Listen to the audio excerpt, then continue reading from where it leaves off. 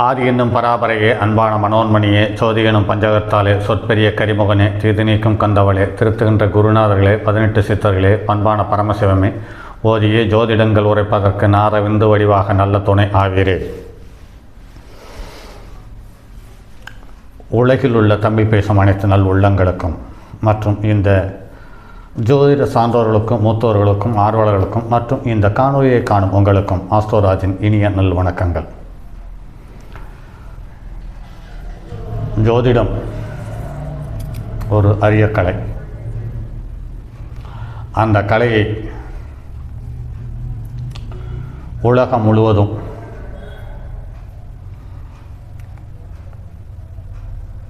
ஏன் பிரபஞ்சம் உள்பட அனைத்தையும் அடையாளம் காட்டக்கூடிய தன்மையுள்ள ஒரு அற்புதமான கலையை நம் முன்னோர்கள் நமக்கு தந்து சென்றிருக்கிறார்கள்.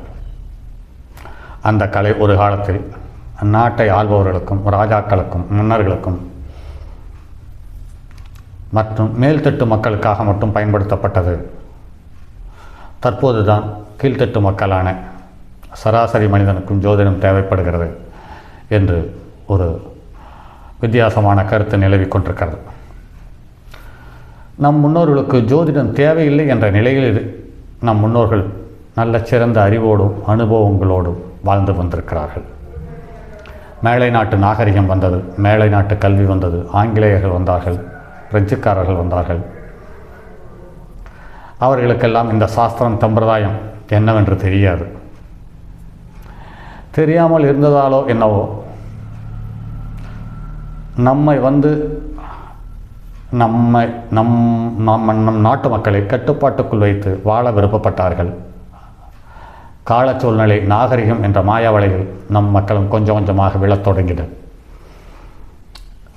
பண்டைய சிறப்புகள் வாய்ந்த நிறைய பழக்க வழக்கங்களை விட்டு கொஞ்சம் கொஞ்சமாக வெளியேறி வந்தோம். தற்போது ஜோதிடம்தான் எல்லாவற்றையும் அறிய முடியும் என்ற ஒரு இக்கட்டான சூழ்நிலைக்கு தள்ளப்பட்டு விட்டோம். அதை அனுசரித்துத்தான் என்னவோ நம் ஜோதிடர்கள் எல்லாம் அரிய வகை இதுவரையில் சாஸ்திரத்தில் சொல்லப்படாத முதலில் சொல்லப்படுகின்ற சூட்சமங்கள், அரிய தகவல்கள் என்று என்னென்னமோ புது புது வார்த்தைகளை பயன்படுத்தி சொல்லி வருகிறார்கள். அப்படியெல்லாம் இருந்தனவா என்று பார்க்கும் பொழுது அப்படியெல்லாம் ஒன்று இருந்தது போல் தெரியவில்லை. காரணம் என்னவென்றால், நம் முன்னோர்கள் நிமித்தங்கள், கனவுகள், சகுனங்கள் இந்த மூன்றையும் வைத்துக்கொண்டு ஜோதிடத்தை விட எளிமையான வழியில் தன்னுடைய வாழ்க்கையை சீரமைத்து வாழ்ந்து வந்திருக்கிறார்கள். இந்த மேலை நாட்டு கல்வியும் பழக்க வழக்கமும் பண்பாடும் கொஞ்சம் கொஞ்சமாக நம் நாட்டில் பரவ ஆரம்பித்து நமக்குள்ளே குடியேற ஆரம்பித்த பின் ஒவ்வொன்றாக பண்டைய பழக்க வழக்கங்களிலிருந்து மாறுபட்டு விலகி புது நாகரிக முகத்தின் அடிமைப்பட்டு வாழ்க்கையை எதற்காக வாழ்கிறோம் என்று தெரியாமலே வாழ்ந்து கொண்டிருக்க வேண்டிய கட்டாய சூழ்நிலைக்கு தள்ளப்பட்டு விட்டோம். இந்த அரிய தகவல்களை எனக்கு சொல்ல வேண்டும் அல்லது மக்களுக்கு தெரியப்படுத்த வேண்டும் என்ற ஒரு எண்ணம் இருந்தது. அந்த எண்ணத்தின் பிரதிபலிப்பே இப்போ தற்போது தரக்கூடிய பதிவுகள் அனைத்தும். இந்த பதிவுகளில் நிமித்தங்கள், கனவுகள், சகுனங்கள் என்ற 3 வகையில் அப்பத்திக்கு அப்போது என்ன நடக்கும், சில காலம் கழித்து என்ன நடக்கும், சில வருடங்கள் கழித்து என்ன நடக்கும், அடுத்த தலைமுறையில் என்ன நடக்கும் என்பதை நிமித்தங்கள் மூலம் அழகாக கண்டு உணர்ந்து நமக்கு சொல்லிவிட்டு சென்றிருக்கிறார்கள். நாகரிகம் என்ற போர்வைக்குள் உள்ளே புகுந்து கொண்டு அவையெல்லாம் ஏற்றுக்கொள்ள மறுக்க ஆரம்பித்தோம். இப்போது எதற்கு எடுத்தாலும் ஒருவர் வழிகாட்ட வேண்டிய கட்டாய சூழ்நிலைக்கு தள்ளப்பட்டு ரொம்ப இக்கட்டான வாழ்க்கை வாழ்ந்து கொண்டிருக்கிறோம். ஏற்கனவே நிமித்தங்கள் என்ற பதிவை காணொலியாக கொடுத்திருக்கிறோம். அதை தொடர்ந்து இன்றும் சரி வாருங்கள். காலம் வீணாய் போய்கொண்டிருக்கிறது. அந்த காலத்தை உபயோகப்படுத்துவோம். நிமித்தங்கள் தொடர் காணொளி. ஒரு காலத்தில் கூரை வீடுகள், பனை ஓலை, தென்னங்கீற்று போன்றவைகளை வைத்துக்கொண்டு ரொம்ப கௌரவமாகவும் சந்தோஷமாகவும் வீட்டை அமைத்து இருப்பிடத்தை அமைத்து கொண்டு வாழ்ந்து வந்திருக்கிறோம்.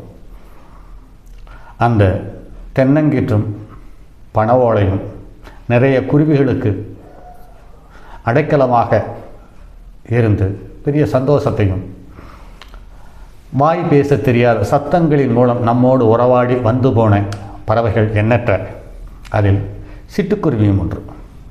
அந்த சிட்டுக்குருவி நம் வீட்டில் கூடு கட்டி வசிப்பது போல் ஒரு சூழ்நிலை அமைந்தால் வீடு கட்டுவது, வீடு பழுது பார்ப்பது போன்ற நிகழ்வுகள், சின்ன பெண் குழந்தைகள் ருதுவாவது போன்ற சூழ்நிலைகள் உருவாகும். குஞ்சு பொரித்து இருக்குமானால் தொழிலில் அபரிமிதமான வருமானம் வரும். விவசாயம் செழித்து வளர்வதை காண முடியும். அடிக்கடி ஒன்றுக்கும் மேற்பட்ட குருவிகள் கூடி ஓடி ஆடி பறக்குமாயின் விரைவில் வீட்டில் சுபகாரியங்கள் நடக்கும் என்று அனுபவத்தில் கண்டு உணர்ந்து நமக்கு சொல்லிவிட்டு சென்றிருக்கிறார்கள். அடுத்து, வீட்டில் சிறகுகள் அதிகமாக தென்படுமாயின் அடிக்கடி செலவினங்கள் ஏற்படுவதை உணர முடியும். எச்சங்கள் என்று சொல்லக்கூடிய எருக்கள் அதிகமாக காணப்படும். இழந்த பொருள் நம் வீட்டை தேடி வரும்.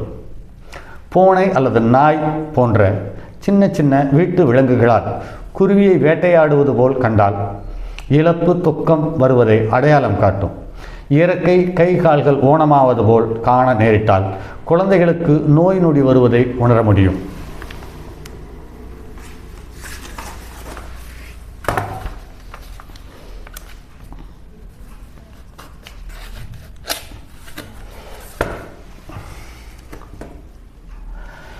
திடீரென்று நாம் கவனிக்கும் பொழுது குருவிகள் நீர் அருந்துவது, நெல் போன்ற தானியங்களை பொறுக்குவது போல காண நேரிடும் பொழுது புதிதான உறவுகள், பழைய உறவினர்கள் நம்மை தேடி வருவதை உணர முடியும். 2 குருவிகள் அருகருகே அமர்ந்து கொஞ்சுவது போல் பார்க்கும் நிலை வரும் பொழுது நல்ல பொருளாதார வரவு வரும் நிலை வருகிறது என்பதை கண்கூடாக காண முடியும் என்று அனுபவத்தில் பார்த்து சொல்லி சென்றிருக்கிறார்கள். கழுகு, அடுத்து கழுகு என்று ஒரு பறவை, அந்த பறவை கருடன் என்று சொல்லப்பட்டிருக்கிறது. அது ஸ்ரீமன் நாராயணின் வாகனமாகவும் சொல்லப்பட்டிருக்கிறது. கழுத்தில் வெள்ளைக்கோடு உள்ள கழுகுகளை காணும் பொழுது சந்தோஷகரமான நிகழ்வுகளை சந்திக்கும் சூழ்நிலை ஏற்படும். வக்கீல் நீதிமன்றம் செல்லும் போது கருடனை கண்டால் வெற்றி நிச்சயம். கோழி குஞ்சை கால் இடுக்கில் கருடன் தூக்கி செல்வது போல் கண்ணில் பட்டால் கடனில் இருந்து விடுபடும் சூழ்நிலை உருவாகும். மயில் முழுமையாக தோகை விரித்து ஆடும் பொழுது அல்லது மாலை நேரத்தில் ஆடும் சூழ்நிலையில் பார்க்கும் பொழுது அது அடுத்த சில நாட்களில் நல்ல மழை பொழிவதற்கான அறிகுறியாக காணப்பட்டிருக்கிறது. இது எண்ணற்ற தடவை நான் பார்த்திருக்கிறேன், இதை உணர்ந்திருக்கிறேன். இது குறிப்பாக திங்கட்கிழமையிலும் வெள்ளிக்கிழமையிலும் மாலை நேரத்தில் தோகையை விரித்து ஒய்யாரமாக ஆடும் ஒரு சூழ்நிலை வரும் பொழுது அடுத்த 3 நாட்களில் கனமான மழை வந்ததை நானே கவனித்திருக்கிறேன். இது நடைமுறையில் கிட்டத்தட்ட 70லிருந்து 80 வரையிலும் அந்த காலகட்டத்தில் நிறைய விஷயங்களை நாம் கண்டு உணர்ந்து பயணப்பட்டிருக்கிறோம். அதில் இதுவும் ஒன்று. காகம் ஞாயிற்றுக்கிழமை வீட்டு வாசலில் வந்து சத்தத்துடன் கரையுமானால் பங்காளி உறவுகள் உதவி செய்ய வருவார்கள். பாருங்கள் நண்பர்களே, ஒரு காகம் என்ற ஒரு அனைத்துண்ணி பறவை, அந்த பறவை நமக்கு எண்ணற்ற விஷயங்களையும் எண்ணற்ற தகவல்களையும் நம்மளுக்காக அள்ளி கொடுத்திருக்கிறது என்பதை மறுக்கவும் முடியாது. அதே சமயத்தில் அதை கொஞ்சம் கொஞ்சமாக விலகி வந்துவிட்ட பிறகு அது ஒரு சாதாரண பறவையாக மட்டுமே நமக்கு கண்ணில் படுகிறது. திங்கட்கிழமை காலையில் வீட்டு வாசற்படிக்கு வந்து கரையுமானால் தாய்வழி உறவுகள் முழுவதும் சந்தோஷம், வரவு, பொன்பொருள் ஆவண சேர்க்கை போன்றவைகள் ஏற்படும். செவ்வாய்க்கிழமை வாசற்படிக்க வந்து காகம் கரையுமானால் நம் இளைய சகோதர வகைகள் மூலம் நன்மை, சந்தோஷம் அடைய நேரிடும். புதன்கிழமை காலை காகம் நம் வாசற்படியில் வந்து அல்லது வாசற்படி அருகே வந்து கரையுமானால் தாய்மாமன், மாமன், மைத்துனன் உறவுகள் மூலம் நன்மையும் சந்தோஷமும் பெறுவதை கண்கூடாக பார்த்திருக்கிறோம். வியாழன்று காகம் கரையுமானால் நம் குழந்தைகள் மூலம் வரவு, சந்தோஷம் போன்றவைகளை பெற காண முடியும். குரு ஆசீர்வாதங்கள் நம்மை விட மூத்தோர்களுடைய ஆதரவும் ஆசீர்வாதமும் நமக்கு கிடைக்க பெறுவதற்கான வாய்ப்பை அதிகமாக அள்ளித்தருகிறது. அதே சமயத்தில் வெள்ளிக்கிழமை என்று பார்க்கும் பொழுது மனைவி வகை சொந்தங்கள் மற்றும் வயதில் மூத்த பெண்கள், அத்தைமார்கள், சித்திமார்கள் மூலம் ஒரு நல்ல கௌரவத்தையும் சந்தோஷத்தையும் பெறுவதற்கான வாய்ப்புகளை அள்ளித்தருகிறது என்பது நடைமுறையில் காண முடிகிறது. அடுத்து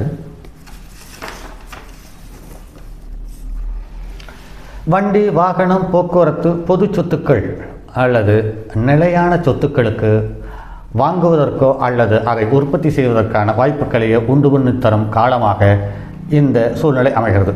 கோழி வீட்டில் வளர்க்கும் போது கோழி மற்றும் குஞ்சுகள் நம்மிடம் நெருங்கி பழகும் பட்சத்தில் எதிரிகள் சரணடைவார்கள், பழம் குறைந்து போவார்கள். உற்பத்தியாகும் பொருட்டு